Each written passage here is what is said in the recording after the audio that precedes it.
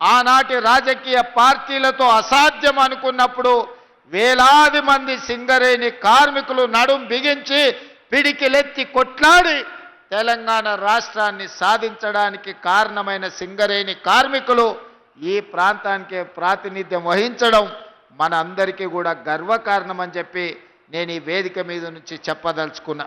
మిత్రులారా, ఈనాడు మీకు అందరికీ తెలుసు, భూపాలపల్లి అనేది ఒక చిన్న కుగ్రామంగా 500-600 జనాభాతో మొదలయ్యి ఆనాడు అన్న పెద్దలు నందమూరి తారక రామారావు గారు మొట్టమొదట ఈ భూపాలపల్లిని మండల కేంద్రంగా మార్చి మొట్టమొదటి పునాది రాయి ఈ ప్రాంతంలో సింగరేణి బొగ్గు ఉత్పత్తికి ఆనాడు పెద్దలు ఎన్టీ రామారావు గారు ఇక్కడ పునాది వేయడం జరిగింది.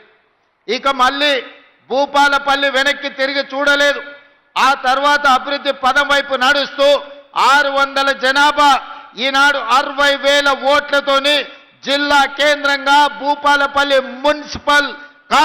మున్సిపాలిటీగా ఈరోజు రాష్ట్రానికే వన్నె తెచ్చే ప్రాంతంగా అభివృద్ధి చెందింది.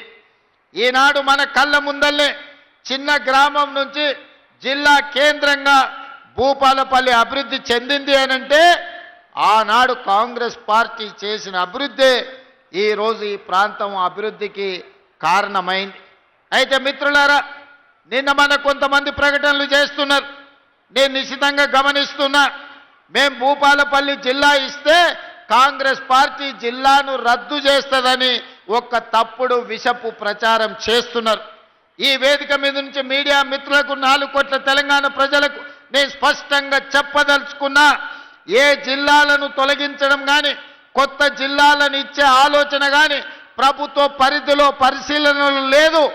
ఎన్నడైనా జిల్లాలను పునర్వ్యవస్థీకరించాలి, లేకపోతే రేషనలైజ్ చెయ్యాలి అనంటే బహిరంగంగా ప్రజలకు చెప్పి శాసనసభలో చర్చ చేసి ప్రతిపక్షాల సూచనలు తీసుకున్న తర్వాతనే జిల్లాల గురించి ఆలోచన చేస్తాం.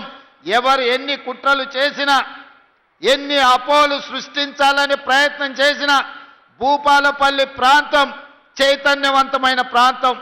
ఎవరు ఏ కుట్రలు కుతంత్రాలతోని ఈరోజు తప్పుడు ప్రచారం చేస్తుండ్రో పసిగట్టగలిగిన శక్తి ఈ ప్రాంత ప్రజలకు ఉన్నది. భూపాలపల్లి జిల్లా ఎక్కడికి పోదు, జిల్లా కొనసాగుతుంది. అభివృద్ధి పదం వైపు నడిపించే బాధ్యత మన ప్రభుత్వం తీసుకుంటుంది. కొంతమంది చిల్లర మల్లర ప్రచారాలు చేస్తారు. తాత్కాలికమైన రాజకీయ లబ్ధి కోసం వాళ్లకు తప్పుడు ప్రచారం చేయడం, ఈ ప్రాంతం మీద విషం చిమ్మడం తప్ప వాళ్ళు చేయగలిగిన ప్రయత్నం ఏదీ లేదు.